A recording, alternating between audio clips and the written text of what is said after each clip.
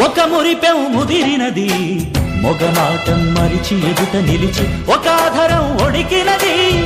ఆశించి ఒక మౌనం తెలిసినది, నిదురించే కలలు కనుల నిలిపి ఒక రూపం అలిగినది.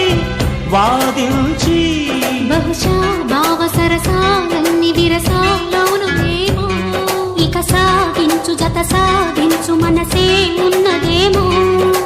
ఓ పాప నిందిస్తే ఆ పాపం నాదే మరి, విధి మరి విషమని మరి తెలిసే.